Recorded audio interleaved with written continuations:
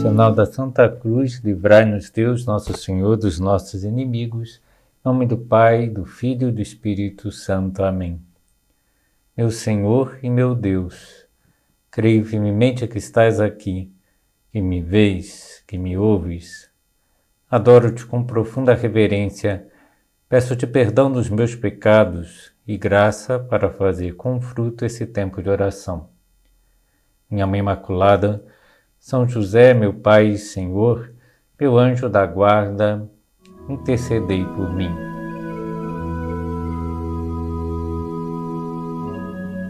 São Lucas não conheceu pessoalmente a Jesus Cristo.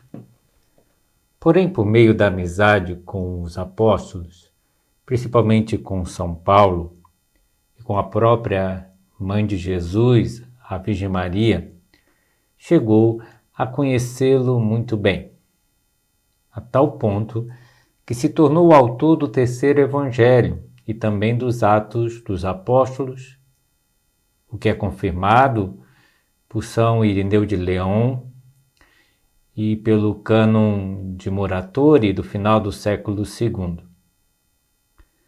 Por sinal, esses dois livros, o seu Evangelho e os Atos dos Apóstolos, formam como duas partes de uma mesma obra.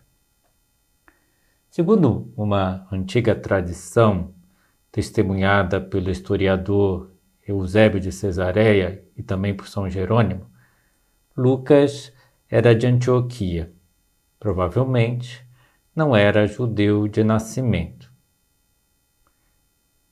O nome Lucas significa portador de luz.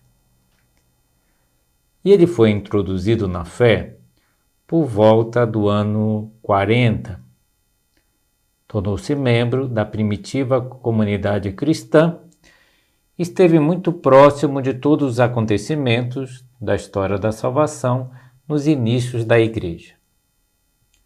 Como foi discípulo de São Paulo, escreve o seu Evangelho bebendo da teologia paulina, o que ficará claramente explícito nos Atos dos Apóstolos, que se trata do primeiro livro, podemos considerar assim, sobre a história da Igreja.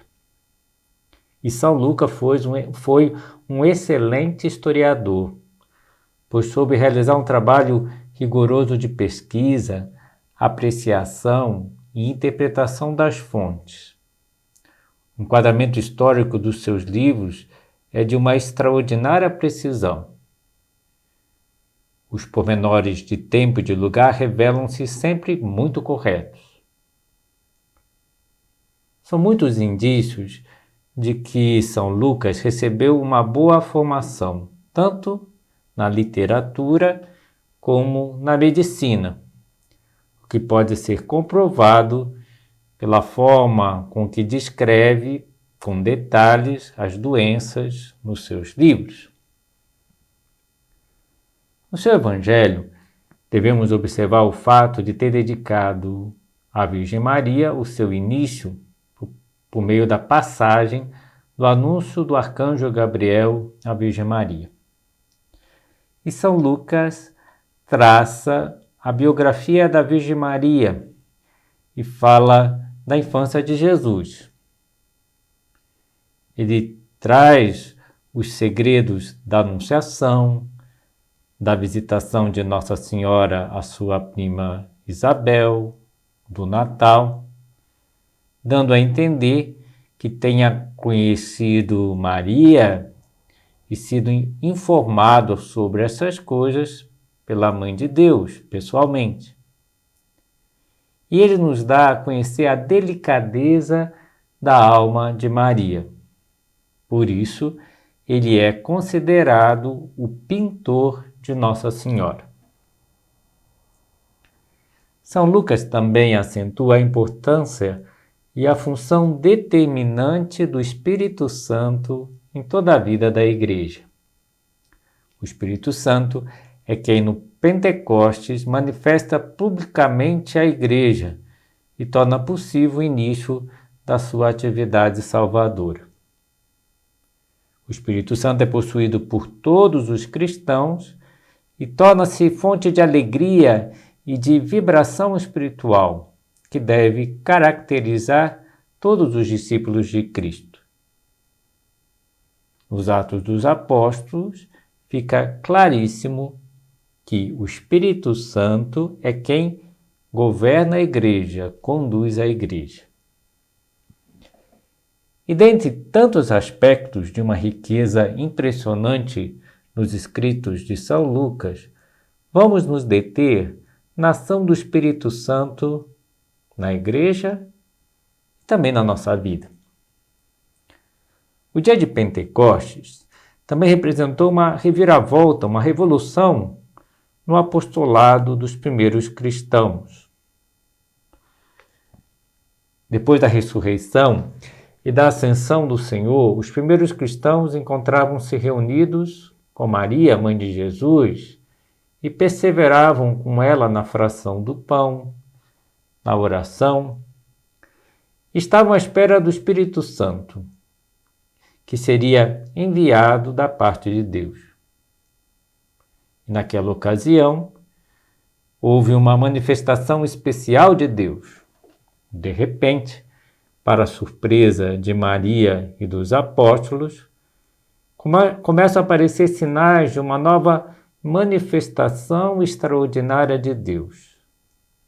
Assim, narra São Lucas: veio do céu um ruído, como se soprasse um vento impetuoso, e encheu toda a casa onde estavam sentados.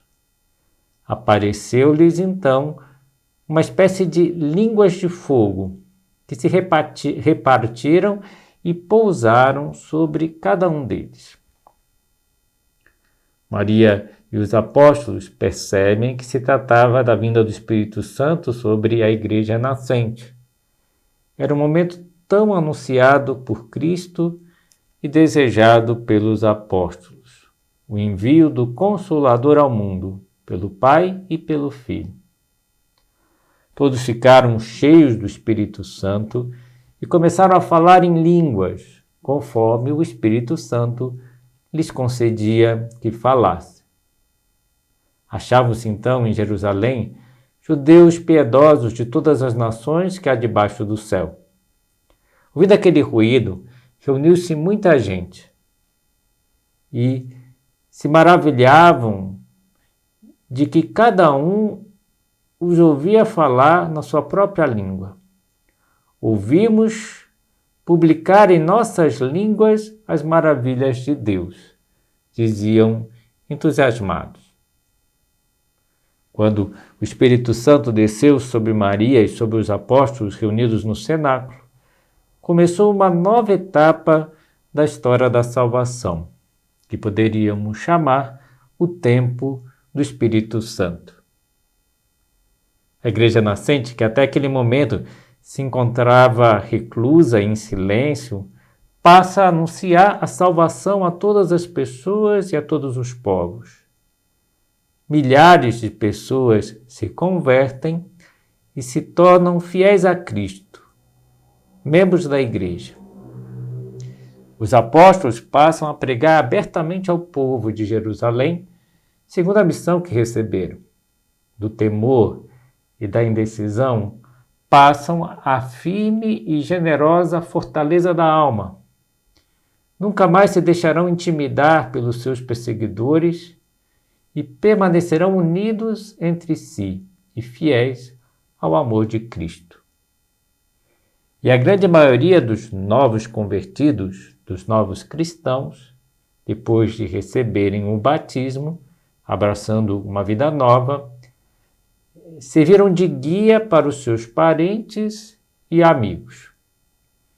Cumpriam-se as palavras de Cristo, de que os cristãos seriam como um fermento no meio da massa. O que provocou essa transformação profunda? De onde vinha essa força para levedar a massa? Encontramos a resposta num texto de São Paulo. O amor de Deus foi derramado nos seus corações pelo Espírito Santo que lhes foi dado. Aqui está o impulso, a força interior. Movidos pelo amor de Deus, fazem um apostolado profundo e vibrante, anunciam a Cristo.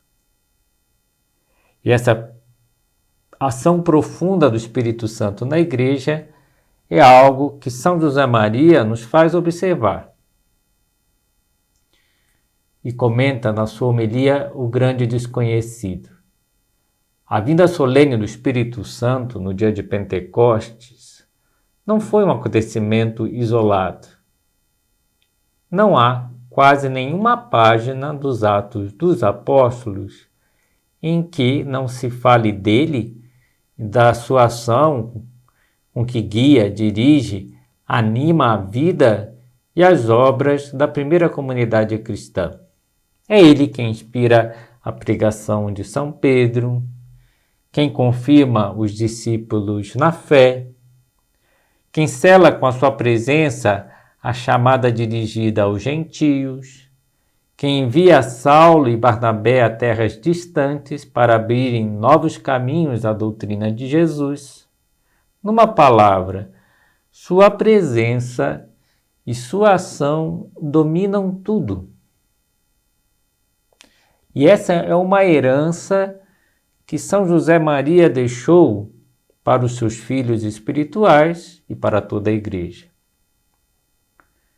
Principalmente depois do Concílio Vaticano II, a vida de São José Maria foi fortemente marcada pelo trato intenso com o Espírito Santo, que desembocou numa consagração do Opus Dei ao Espírito Santo em maio de 1971.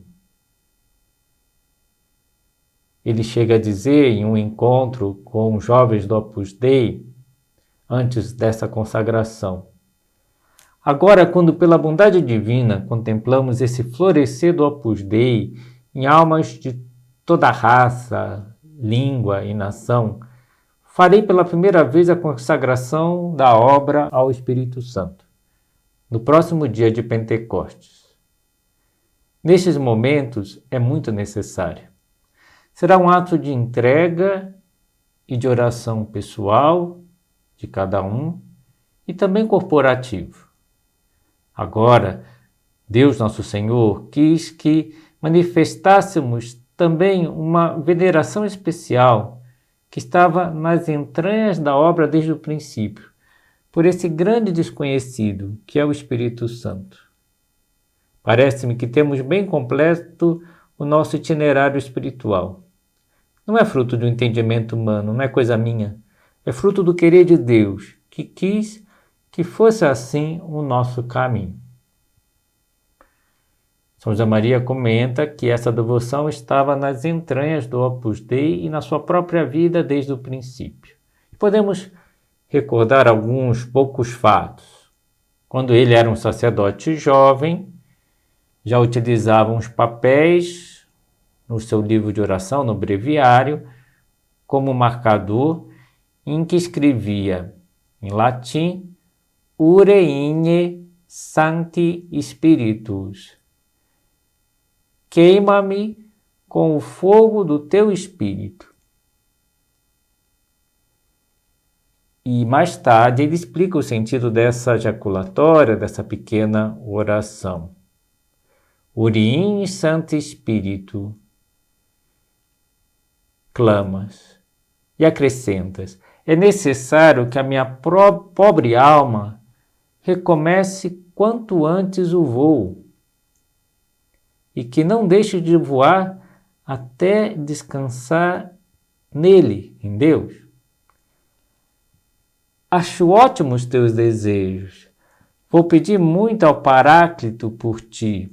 Vou invocá-lo continuamente para que se instale no centro do teu ser e presida e dê tom sobrenatural a todas as tuas ações, palavras, pensamentos e anseios. Um bom pedido para fazermos agora nessa meditação, no final do nosso retiro sobre os amigos de Cristo. Uriine Santo Espíritus, queima-me com o fogo do teu Espírito. É necessário que a minha pobre alma levante voo, o voo da santidade. Já na década de 30, São José Maria havia escrito aquele ponto de caminho. Cultiva o trato com o Espírito Santo, o grande desconhecido, que é quem te há de santificar. Não esqueças que és templo de Deus. O Paráclito está no centro da tua alma. Escuta-o e segue docilmente as suas inspirações. Este ponto reproduz um texto que escreveu já em 1932, ano em que sua devoção ao Espírito Santo cresceu com a leitura de um livro chamado Decenário do Espírito Santo, de Francisca Javiela del Valle.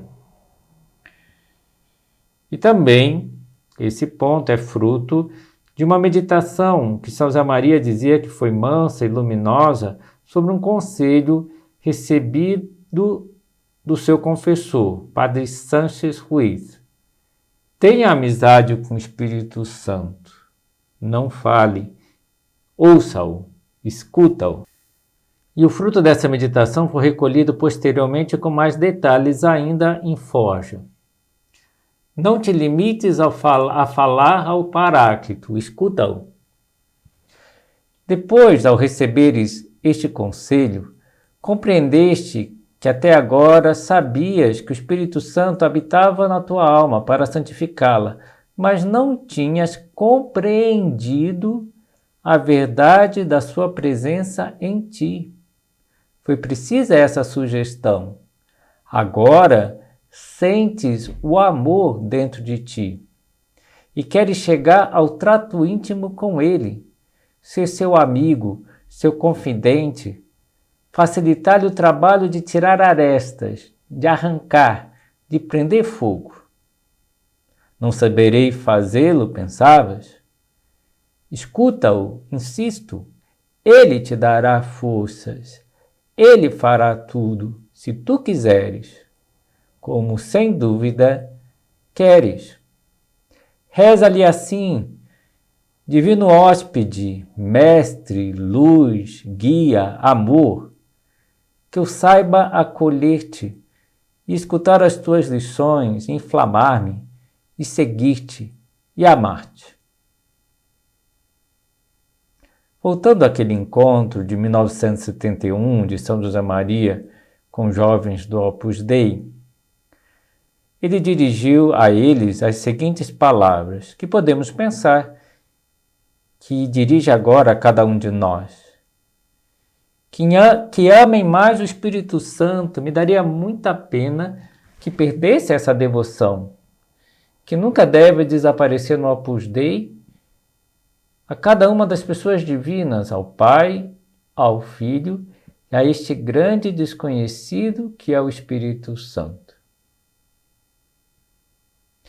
E o significado do Pentecostes que nós meditamos e a mensagem divina de vitória, de alegria, de paz, de anúncio da palavra de Deus, com palavras de São José Maria, deve ser o fundamento inquebrantável do nosso modo de pensar, de reagir, de viver, de todo cristão. É um estilo de vida, por assim dizer. E na homilia, o grande desconhecido, São José Maria vai insistir em 3 ideias mestras, fundamentais a este respeito. A primeira: não és abreviata manus domini, em latim, que podemos traduzir como o braço de Deus não ficou mais curto. Deus não é menos poderoso hoje que em outras épocas, nem menos verdadeiro, intenso, o seu amor pelos homens. Segunda ideia: a ação de Deus não pode nos passar inadvertida, pois ele atua constantemente. está sempre nos inspirando. Ele não nos abandona nunca.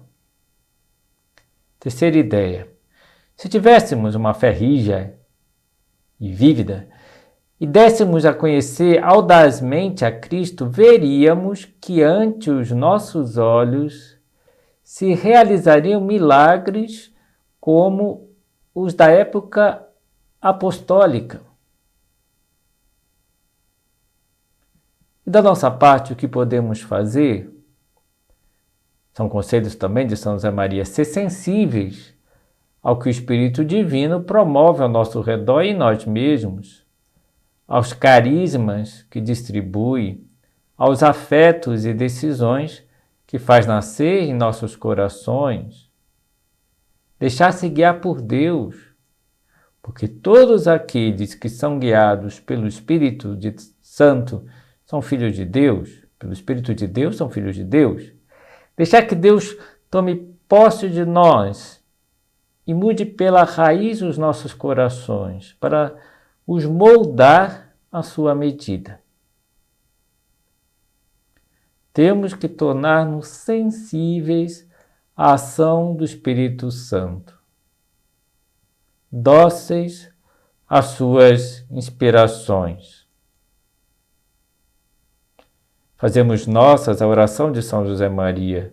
Senhor, que a partir de agora eu seja outro, que não seja eu, mas aquele que tu desejas. Que não te negue nada do que me peças, que saiba orar, que saiba sofrer, que nada me preocupe, a não ser a tua glória, que sinta a tua presença continuamente. E podemos ler aquela belíssima oração ao Espírito Santo. Vem, ó Santo Espírito, ilumina o meu entendimento para conhecer os teus mandamentos. Fortalece o meu coração contra as insídias do inimigo. Inflama meu coração. Ouvi a tua voz e não quero endurecer-me e resistir, dizendo depois, amanhã, nunca chepe, agora começo. Não vai ser que o amanhã me falte. Ó Espírito de verdade e de sabedoria, Espírito de entendimento e de conselho, Espírito de gozo e de paz, quero o que queiras, quero porque queres, quero como queiras, quero quando queiras. E movidos por amor, nós fazemos tudo com alegria, com encanto, com a alma leve, bem dispostos. E depois queremos compartilhar essa nossa alegria com os demais. Quando o amor há essa leveza, quando falta o amor, aí vem o cansaço, a chateação, a visão negativa, tudo se torna difícil e complicado. Surge o respeito humano, a vergonha de falar de Deus. E receber o Espírito Santo para os apóstolos foi um convite para viverem arrebatados pelo amor. E os primeiros cristãos que presenciaram o Pentecostes e viram o fenômeno nunca antes ocorrido, dos apóstolos falarem línguas, e cada um entendendo a sua língua natal, ao observar os efeitos daquela pregação espantosamente fecunda, passam a ter a certeza de que tudo iria para a frente por obra do Espírito Santo. E essa mesma certeza que nós cristãos devemos ter. São Lucas descreve vivamente a vida dos primeiros cristãos em Jerusalém depois do Pentecostes. Perseverantes e bem unidos, frequentavam diariamente o templo, partiam o pão pelas casas e tomavam a refeição com alegria e simplicidade de coração. Louvavam a Deus e eram estimados por todo o povo. E cada dia o Senhor acrescentava a seu número mais pessoas que eram salvas. A igreja se expandiu fortemente e a cada dia aumentava o número dos cristãos. Mas logo após do Pentecoste começaram também as perseguições, as enormes contradições, a prisão de João e Pedro, o martírio de Santo Estevão e, finalmente, a perseguição aberta. E precisamente nesse momento, São Lucas narra algo surpreendente. Aqueles que se tinham dispersado iam por toda parte levando a palavra da Boa Nova. E chama a atenção de qualquer um ver que no momento em que suas vidas estavam correndo sério perigo, risco, não renunciaram a continuar anunciando a salvação. E esse episódio não é um acontecimento isolado, mas refletia uma atitude constante. Um pouco mais adiante, no Atos dos Apóstolos, há outra notícia parecida. Os que se haviam dispersado por causa da perseguição, que se seguira à morte de Estevão, chegaram à Fenícia, e à ilha de Chipre e à cidade de Antioquia. Mas não anunciava a palavra a ninguém que não fosse o judeu. Naquele momento, eles começam a pregar aos judeus, depois a todos. E o que movia aqueles primeiros fiéis a falar do Senhor a todos que encontravam, inclusive no exato momento em que fugiam de uma perseguição? É o mesmo motivo que nos move, a alegria que encontraram e que preenchia seus corações. Isso que vimos e ouvimos, nós vos anunciamos, para que estejais em comunhão conosco. Anunciam simplesmente para que a nossa alegria seja completa. O amor de Deus cruzou em seus caminhos, eles devem compartilhá-lo. A alegria é contagiante. E nós cristãos, também hoje, graças a Deus, sentimos o mesmo. Devemos viver assim, anunciando a Cristo. Para nós, o apostolado é tornar as pessoas felizes. E por que os primeiros cristãos viviam dessa forma? Porque dedicavam todas as suas energias ao apostolado, porque tinham consciência claríssima da sua missão.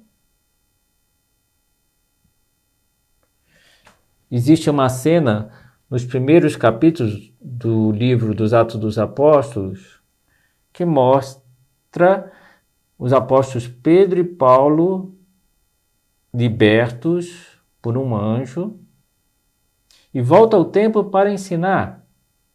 E de novo são capturados e conduzidos aos príncipes dos sacerdotes. Esses surpresos com o que vem perguntam: não vos proibimos expressamente de ensinar nesse nome? Os apóstolos, em vez de se intimidarem, respondem: é preciso obedecer a Deus antes que aos homens. Os primeiros cristãos herdaram essa profunda convicção. Não podemos deixar de falar sobre o que vimos e ouvimos. Estão dispostos a tudo para anunciar a boa nova de Deus, para anunciar a Cristo. São capazes de enfrentar castigos, inclusive a morte, sem perder a alegria. Porque tem esse amor de Deus aceso nos seus corações. Porque tem um sentido de missão próprio da vocação cristã. O prelado do Opus Dei, Dom Fernando Caires, chega a dizer numa carta que nós não fazemos apostolado, nós somos apóstolos. Nós somos cristãos, nós somos chamados a anunciar a Cristo. Vamos encerrando a nossa meditação. Eu termino essa meditação com uma citação do Papa Emérito Bento XVI. Se não há igreja sem Pentecostes, também não há Pentecostes sem a Mãe de Jesus, porque ela viveu de modo único aquilo que a igreja experimenta todos os dias, sob a ação do Espírito Santo. E o que a igreja experimenta todos os dias sob a ação do Espírito Santo?